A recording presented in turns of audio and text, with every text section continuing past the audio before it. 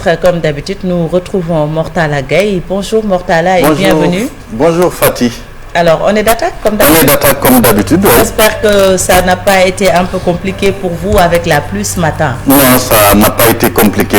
Voilà, on est là pour donner du plaisir aux téléspectateurs. Alors, on va commencer par l'Observateur. On va commencer par l'Observateur, le ventre de l'Observateur où le journal entre un peu dans la tête de Macky pour nous parler de ces plans secrets qu'il a pour le réaménagement, j'y arrive, de la Corniche de Dakar. C'est ainsi, c'est souvent compliqué avec les termes de l'Obs. La Cour suprême, le Conseil constitutionnel déménagé dans un nouveau quartier judiciaire. La prison de Rebeuss démolie et remplacée par des tours. Le journal également nous annonce que le promoteur de lutte, Pape Thialis Faye, arrêté puis mis en liberté provisoire. Et puis ce drame aux États-Unis, fin tragique d'une famille de 5 Sénégalais emportés par les flammes à Denver. La police privilégie la piste criminelle. Toujours ce drame aux États-Unis, dans les Échos, Djibril Diallo, sa femme, leur fille, sa sœur et son neveu périssent dans un incendie. Leur maison qui se trouve à Denver a été ravagée par les flammes. La police a découvert des indices d'un incendie criminel. Et puis l'enquête sur le saccage des locaux du quotidien Les Échos bouclés, les agresseurs face au procureur aujourd'hui. Lutte contre la Covid-19, enquête nous dit que Macky brandit le bâton pour le contrôle de l'accès aux plages et des rassemblements publics. Macky Sall sollicite la police, la gendarmerie et l'armée. Ici c'est le bâton et là c'est la cravache. Dans l'As, Macky brandit la cravache. Baisse du loyer, l'urbaniste Abdou Karim Sakho expose les failles et décline des solutions qui devraient faire plaisir à Maud Fall. Aurore à Diourbel, un enfant de 4 ans repêché d'une fosse septique. Source A, toujours avec, disons, les mesures de durcissement des sanctions à l'encontre des récalcitrants dans le cadre du respect des gestes barrières. Source A nous dit que la lapidation a démarré. Déjà, rien que dans la journée d'avant-hier, 830 personnes ont été interpellées par la police sur le territoire national pour non-port du masque et parmi elles, 340 citoyens résidant à Dakar, accusés d'abus de confiance par son ex-amante à Touba, Mohamed Nia Mousseline Salou, en tôle.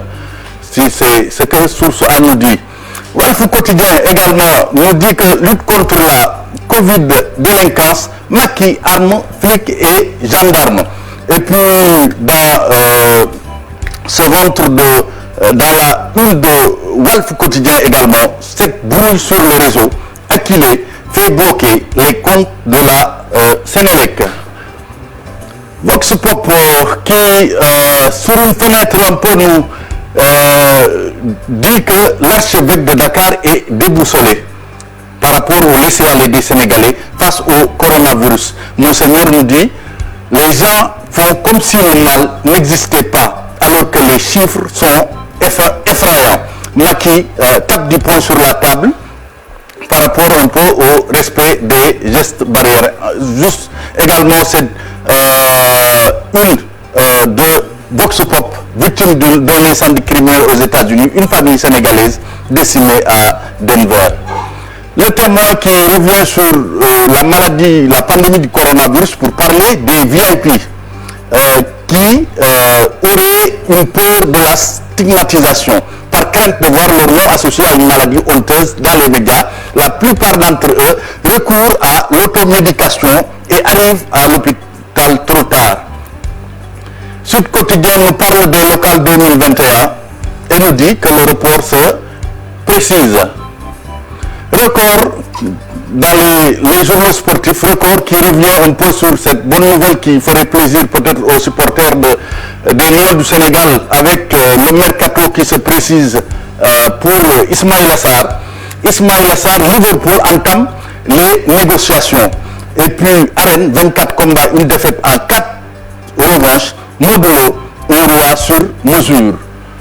Stade pour nous dire que la saison course au titre de meilleur buteur, Lewandowski peut-il subir une deuxième remontada? Avec 11 buts, le Polonais est sur une voie royale. Pour terminer, Sunu Lamb, une victoire, 6 défaites, naufrage à Rock Énergie. Le journal nous dit que Modou Lô serait l'arbre qui cache la forêt à Rock Énergie parce que les espoirs se loupent, les cadres à la rue. Et Pape Mbaye qui dit que tout le monde doit se remettre en question. Très bien, Mortala. Une revue des titres bien détaillée, cher. Oui, merci Mortala. Vous avez une petite surprise pour nous aujourd'hui avec la pensée africaine du jour ou le programme. D'accord. On va s'y habituer. Je vais sortir un peu une feuille de ma besace ou de ma poche si vous Bien voulez. sûr, oui. Et je vais partager un peu ce proverbe africain. Et on va essayer de le faire chaque jour pour essayer un peu de donner quelque chose comme breviaire aux téléspectateurs. La mort, on en parle ces temps-ci avec les décès vraiment qui s'enchaînent. Il y a un proverbe africain qui dit « La mort engloutit l'homme, elle n'engloutit pas son nom et sa réputation ». Je pense que c'est valable pour tous les décès qu'on a eus ces derniers temps. C'est valable pour eux. Ça les a engloutis, mais ça n'a pas englouti ni leur nom, ni leur réputation. Comme les Wolof le disent, souffle d'une lek d'homme Adam, ouais, de lek Dieuf.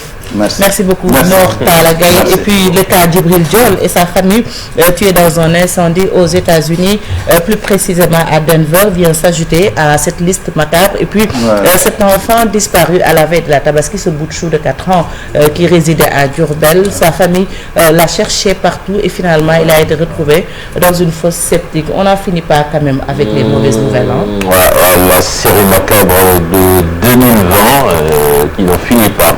Quand même, on espère que franchement qu'on va entrevoir la lumière parce que là c'est extrêmement compliqué à vivre même de loin. On n'imagine pas la douleur des proches. Des familles éplorées. Des familles éplorées. On n'en a pas parlé, là aussi, le décès d'hier de